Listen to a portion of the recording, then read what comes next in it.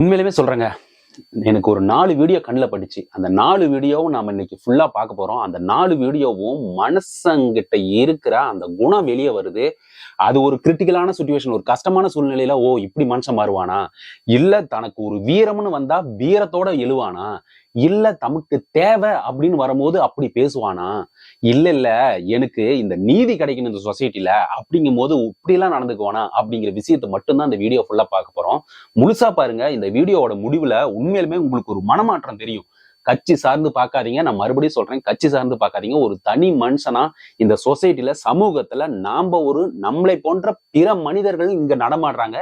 அந்த மனிதன் இந்த கட்சியா, அந்த கட்சியா, அந்த ஜாதி, இந்த ஜாதி, அந்த மதம், இந்த மதம், இல்ல அவன் மேல இருக்கிறான் பணக்காரனா, இல்ல ஏழையா, இது மாதிரி விஷயத்த பார்க்காம இந்த வீடியோ ஃபுல்லாவே பாருங்களேன். தயவுசெய்து எனக்கு மனசு ஒரு கலக்கமாவே இருந்தது. என்னடா இப்படி மாறுதே அப்படின்ட்டு. ஓகே, வீடியோக்குள்ள போலாம். நீங்க அந்த சேனலுக்கு முறையா வரீங்கன்னா மறக்காம subscribe button, bell icon click பண்ணிருங்க. ஒருவேளை இந்த வீடியோ எண்டில் உங்களுக்கு பிடிச்சிருந்தா லைக்கும் ஷேரும் கொடுக்கறது மறந்துடாதீங்க. வீடியோக்குள்ள போலாம். வீடியோல பாத்தீங்கன்னா ஒரு மனுஷன் அந்த ஒரு கரூர் துயரத்துல பாதிக்கப்பட்ட மனைவி, அதாவது பாதிக்கப்பட்ட மனைவினா தன் மனைவியை இழந்த கணவர் சொல்றாரு, எப்பா நான் அண்ணாடங்காச்சியப்பா, எனக்கு விட்டுருப்பா, எனக்கு இது வேண்டாம், எனக்கு இந்த ரத்து பண்ணி விட்டுருங்க, இந்த சுப்ரீம் கோர்ட்ல இந்த கேஸ் நான் சிபிஐ கேட்கல, எனக்கு ரத்து பண்ணி விட்டுருங்க அப்படின்னு சொல்லிட்டு ஒருத்தர் கதற மாதிரி, கதற மீன்ஸ் அவர் சொல்றாரு. அவர் சொல்ல ரைட்டு எல்லாமே ஏத்துக்கிற விஷயமா தான் இருக்கு. அவங்க சொல்றாங்க வேற ஒரு கட்சிக்காரங்க எங்கிட்ட கையெழுத்து வாங்கிட்டு போயிட்டாங்க அப்படின்னு சொல்லிட்டு. சரி ரைட்டு, நான் அது சொல்றதுக்கு முன்னாடி இந்த வீடியோ பார்த்துட்டு வாங்க. இதுக்குள்ள எனக்கு சில கேள்விகள் இருக்கு, 2-3 கேள்வி, அதை பார்ப்போம்.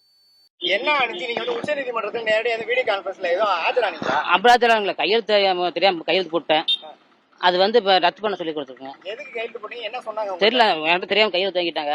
இல்ல உங்களுக்கு தெரியாம பேசுனாங்களா? இல்ல கையெழுத்து பேப்பர்ல என்ன சொல்லி உங்களுக்கு உங்க கையெழுத்து நீங்க தானே போட்டீங்க? எதுக்கு கையெழுத்து போட்டீங்க? அது எதோ தெரியாம வேற பேப்பர்ல போட்டா நான் மக்கள் நல்லதா ஃபோன் பண்ணி கேட்டேன், எதுக்கு கையெழுத்து வாங்கிச்சுன்னு. அது ஒண்ணும் இல்ல, பையனுக்கு வேலை சமாசமா ஒரு மாதிரி இறந்து போனதுக்கு பணம் சேர்த்து பண்றதா சொன்னாங்க. அதனால யாருக்கும் போட்டேன். அது வேண்டாம், ரத்து பண்ணி விட்டுங்க. நான் அண்ணாடு கூலி காசு நான் அப்பப்போ இதை பண்ணிட்டு இருக்கணும். எனக்கு அது வேண்டாம், ரத்து. நீங்க இப்ப இந்த கேஸ் ரத்து பண்ண சொல்றீங்களா? நீங்க போடலன்னு சொல்லி என்ன கூட கேட்டாங்க அந்த சார் பண்ணி, இது என்ன பதில் சொன்னீங்க? இது மட்டும் ரத்து பண்ண தான் கேட்டுங்க, வேற ஒண்ணு வக்கீல் பேர் தெரியாது. சட்ட உதவி மையத்துக்கு அழைத்து வந்தது யாருன்னு? இல்லைங்க, நாங்களா தான் சொல்லிட்டு ரத்து பண்ணிக்கலான்ட்டு வந்தோம். அதான் இந்த கொடுத்தது தெரியாம போட்டு எனக்கு ரத்து பண்ணி கொடுத்தா போதுங்க. எனக்கு மன உளைச்சல் ஆளாக்காம ரத்து பண்ணி விட்டு நான் நாடு கூலிக்காரன். எனக்கு இதை பத்தி என்னன்னு தெரியாது, அரசியல் பத்தி என்னன்னு நான் எதுக்கு எனக்கு தெரியாது. எனக்கு கையை போட்டது தெரியாம போட்டுருக்குமா சார்? தெரியாமனா இப்ப நீங்க தெரிஞ்சு கேட்டாங்கன்னா கொடுத்துட்டேன். அப்புறம் மக்கள் இது மாதிரி ஆயிடுச்சுன்னு ரத்து பண்ண சொல்றேன். பாத்துட்டீங்களா? இப்போ இந்த வீடியோல அவர் சொல்ற விஷயத்தீங்கெல்லாம் தெளிவா பாருங்க.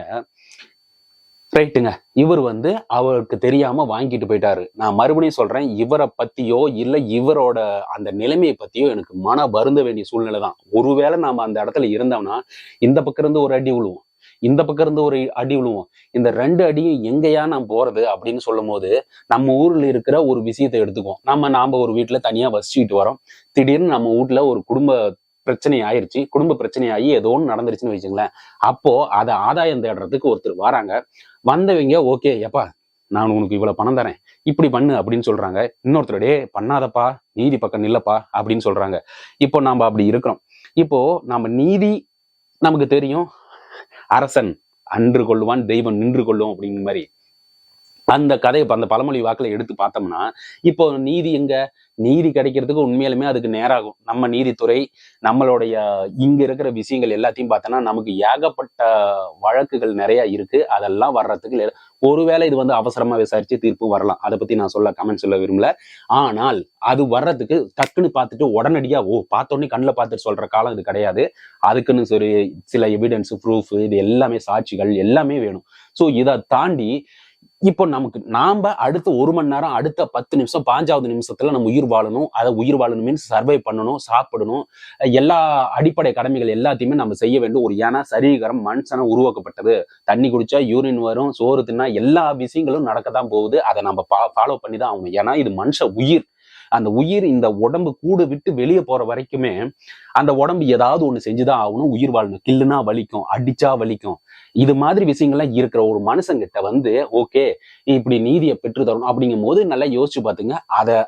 அந்த உணர்வுல இருந்து இந்த மனுஷங்கிட்ட யோசிச்சு பார்த்தா அவர் என்ன சொல்றாரு, அது நியாயம் என்ன, அநியாயம் என்ன அப்படிங்கிற விஷயங்கள் நமக்கு தெரியும். ஓகே, அவர் இடத்துல இருந்து கேட்டாரு, ஓகே எனக்கு வந்து இப்படி வந்து கையெழுத்து வாங்கிட்டு போயிட்டாங்கப்பா, இப்படி வந்து தெரியாம எனக்கு கையெழுத்து வாங்கிட்டாங்க.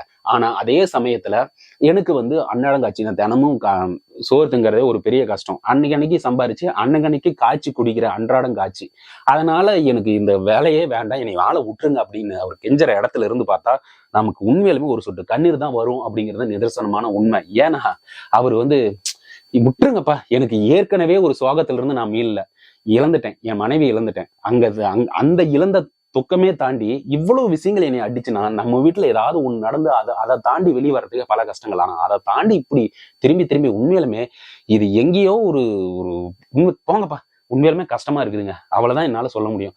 அவ்வளவு விஷயத்த வழியோட அந்த மனுஷன் பேசிக்கிட்டு இருக்கிற சமயத்துல அவர்கிட்ட ஒரு 2 கேள்வி நாம கேட்க வேண்டியதா இருக்குது. ஏன் அப்படின்னா நாம எல்லாருமே வந்து சொசைட்டில இந்த வீடியோ ஏன் பரப்பப்படல அப்படிங்கறது ஒரு விஷயமா இருக்குது. ஏன்னா அவர் கேட்கறது அந்த இடத்த உட்கார்ந்து இருக்கிற இடம் இதே அவர் வீட்லயோ ஒரு குடிசையிலயோ அங்க இருந்துகிட்டு நம்ம யூடியூபர்ஸ் போய் கேட்கலோ இல்ல மீடியா போய் கேட்டாலோ அது அர்த்தம் வேற.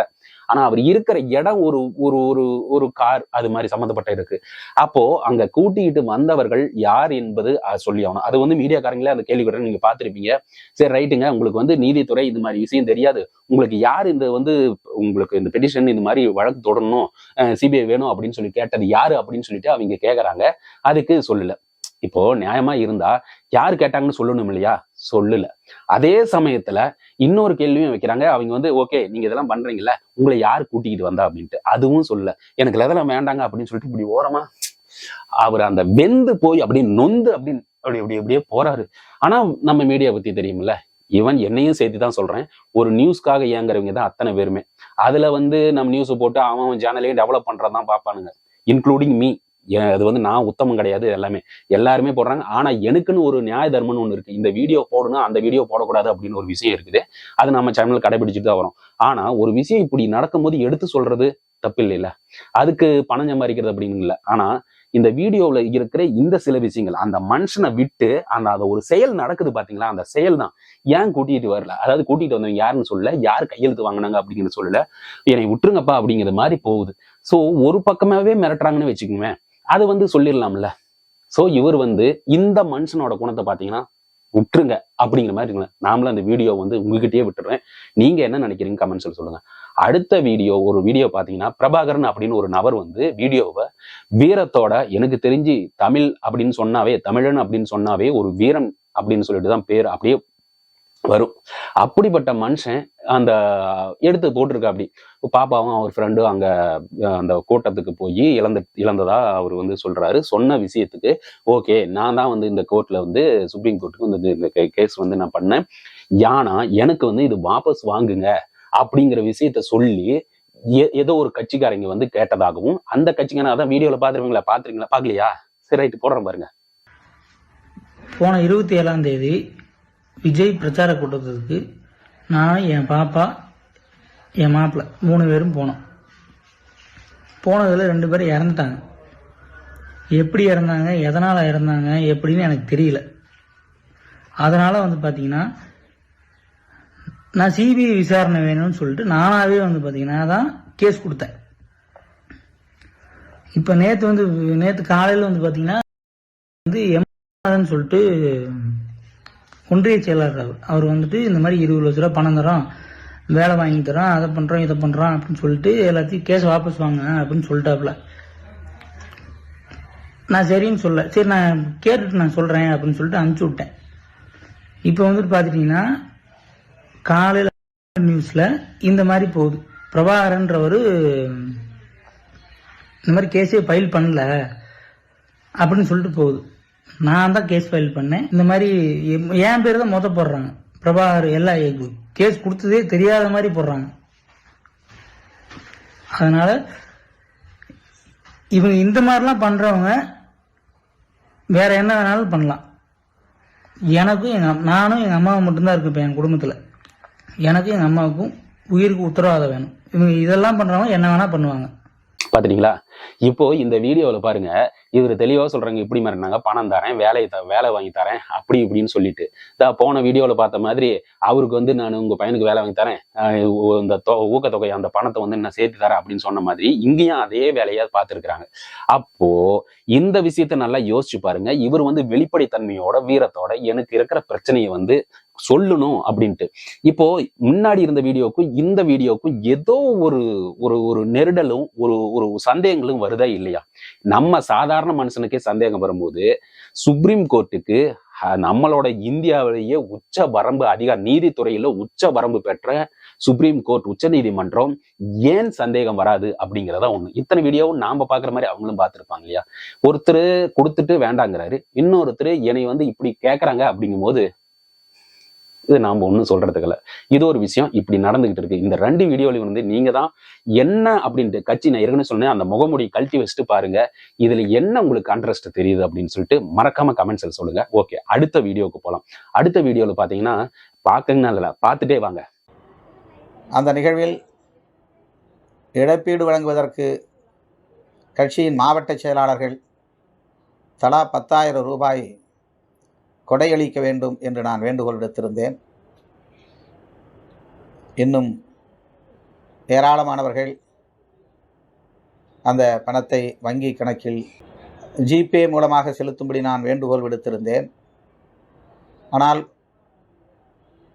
அதில் சில குளறுபடிகள் அல்லது கோளாறுகள் இருந்த காரணத்தினால் வங்கியில் பணம் செலுத்த இயலவில்லை என்று பலரும் தொலைபேசி மூலமாக தகவல்களை பகிர்ந்து கொண்டார்கள். தற்போது அது சரி செய்யப்பட்டிருக்கிறது.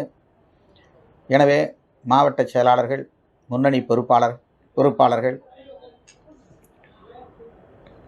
அனைவரும் தங்களின் பங்களிப்பை வங்கியின் கட்சி கணக்கில் ஜிபே மூலம் தலா 10,000 செலுத்த வேண்டும். வசதி உள்ளவர்கள் கூடுதலாக நிதியை அந்த கணக்கிலே செலுத்த வேண்டும் என்று கேட்டுக்கொள்கிறேன். அல்லது நேரிலே சந்திக்கிற போது அந்த கொடையை வழங்க வேண்டும் என்று வலியுறுத்தி கேட்டுக்கொள்கிறேன். நிகழ்ச்சி முடிந்துவிட்டது என்று எண்ணி கடந்து போய்விட வேண்டாம். உங்களுடைய நிதி வந்து சேராத நிலையில்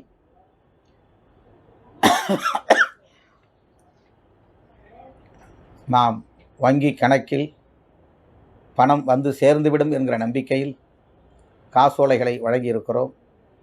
எந்த காசோலையும் பணம் இல்லை என்று திரும்பி போய்விடக்கூடாது. எனவே இந்த ஓரிரு நாட்களில் தோழர்கள் உடனடியாக பணத்தை வங்கி கணக்கில் செலுத்த வேண்டும் என்று கேட்டுக்கொள்கிறேன். போன வாரம் ஃபுல்லாவே அவரை பத்தி தான். பொண்ணு வந்து முறைச்சா அடிச்சிருவேன் அப்படிங்கிற மாதிரி சொன்னாரு. அப்புறம் நாங்க அடிக்கலின்னு சொன்னாரு. அப்புறம் என் வண்டி மோதலின்னு சொன்னாரு. இது மாதிரி விஷயங்கள் நடந்துட்டு இருக்கு. அப்புறம் புதுக்கோட்டையில் நடந்த சம்பவங்கள் உங்களுக்கு தெளிவா தெரியும். அவங்க கட்சியினுடைய மாவட்ட செயலாளர்கள் மாவட்ட செயலாளர் வந்து எனக்கு தெரியாம கட்சி நிர்வாகி கூட்டிட்டு வந்தாரு அப்படின்னு சொல்லிட்டு அவர் முன்னாடியே நடந்த விஷயங்கள்லாம் உங்களுக்கு தெரியும். இப்போ அவரே ஒரு வீடியோ ஒண்ணு வெளியிட்டு இருக்காரு.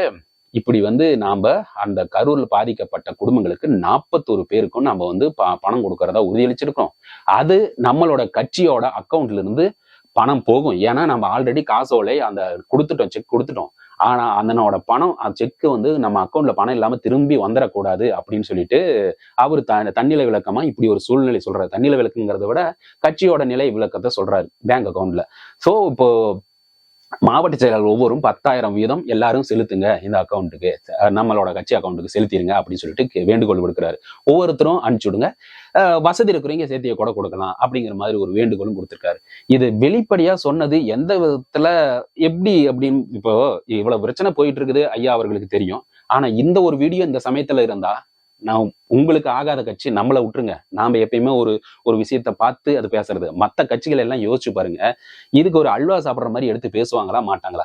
நீங்க நேராவே மாவட்ட செயலாளருக்கு போன் அடிச்சுட்டே, அப்பா இப்படி ஒரு பிரச்சனை, நம்ம கட்சி வந்து அங்க உறுதி கொடுத்துருக்குது, அந்த பாதிக்கப்பட்ட குடும்பத்துக்கு பணம் தரேன்னு சொல்லிட்டு பணத்தை எல்லா மாவட்ட செயலாளருக்கு அப்படின்னு இல்ல, நமக்கு உங்களோட நிர்வாகிகிட்டே ஒருத்தர்கிட்ட போன் பண்ணி சொன்னா நீங்க பேசணும்னு அவசியம் இல்லை. நிர்வாகிகிட்டே சொன்னாவே எடுத்து போட்டுருவாங்களே. இந்த வீடியோ தெரியல, அதுக்குள்ள 1000, அது வந்து அவரோட கட்சி, அவரோட சுய விருப்பம்.